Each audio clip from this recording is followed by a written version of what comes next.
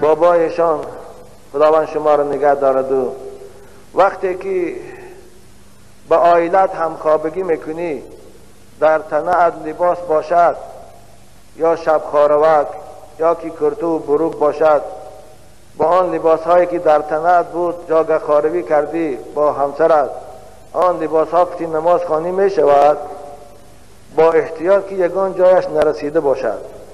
التماس در همین باب سوال بیاد. او دادر از تو هم بروک هم کرتو کتیز نه چه خوامری یک آدمی ساده خدا رحمت کنه، یا آدم ساده بوده چند بعضی کتاب ها همین اصل مؤلف های کتاب ها بعضی ساده هستند خدا رحمتشان کنه.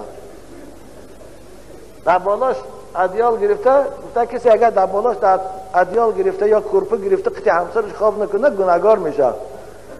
بس این کدام ماده میشه گفته حضرت زنده باشه سلام بندیم گو آخه این دادری عزیزی ما با کرتو برو چه کامر اقتیزند نه لباسکات خوشرو که هست هم یا ازار تپوش پوش خوب در وقتی خواب کنه هوایی هم کشون طرفمو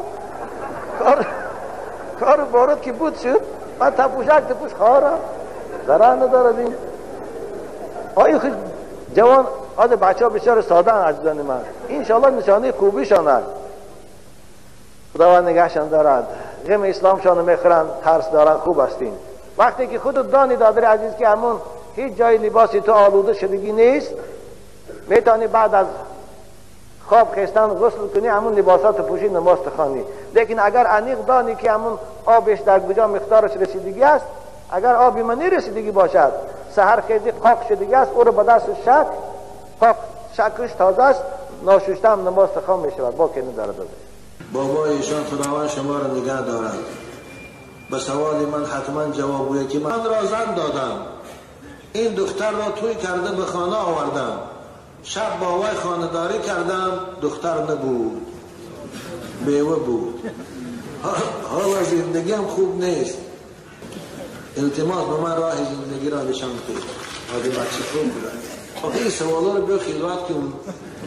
من نمازه اصلا همیش دیگه می سوالا رو اکبر من چی میشه که من با درباره زنی بیوت بو که خدا وقت دیگه ای بیوگی و پرونتون چند همین یه شب بینم بیوه میشه دخترم که میگرفتی.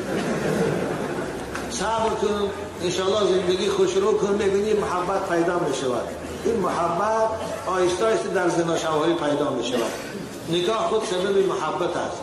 انشالله بودکدار که شدی امیدوارم بین شما و خداوند الفت پیدا میکنه و زندگی تا خوب رفتار میگیرد. بنابراین اگر نصیحت من گیری با همین همسری که ثانی گرفتی صبر کن زندگی کردن گیر انشاءالله خدا خواه بیناتان در الفت پیدا میشه محبت پیدا میشه.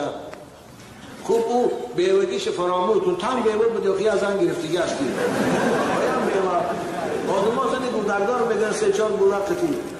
بنابراین فتواها میگه یک آدم در وقت زنگیری شرط میکنه و این شرط البکارت فوجدها سیبا لزیمها کل المهر. یک آدم دختری گرفتنی میشود در وقتی پیش از نکاح شرط میکنه که عروس اگر دختر نبرایی مهری تو $500 نه مهرت $100 است. اگر دختر برایی $500 مهر خیلی خوب بعد همخوابگی کی دختر نبرامد اینه بیوه برامد رنگ این داده ما باریم همین $500 مهر واجب است یا همون $100 گفتگیش همون $500 واجب می شود.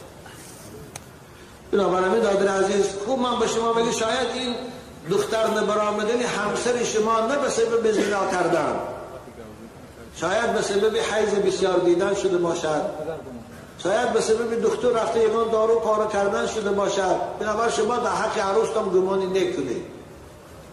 نپرسید که با کی رسیدی. بعضی احمقا نزد من تو بچه ها بسیار میبیان عروستان در شب اول به جای آنکه زندگی شیرین کنن من تو رو دوست میدارم یکی گوید پر میپرسید یعنی تو راست گو به کی گشتی، تو راست گو تو رو کی بوسه کرد. آن جوان مرد آوای پیش از آن که زنی تو بود از زنی تو نبود و کسی که میگشت کاری وای بود اکنون که نکاح کردی این جانب تو کنترال کن وایشی چی کار داری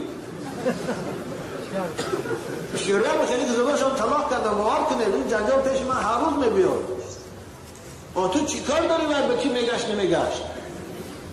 تاجیکان ما یک مقام دارن اصل در تکی پای خودم نلنگر پیش بیلنگی نمیکاری تو نبود آخه یه روز دیگه دختری صاحب یافتن ممکن نیست همه مینیوبکا همه پلافکا دیگه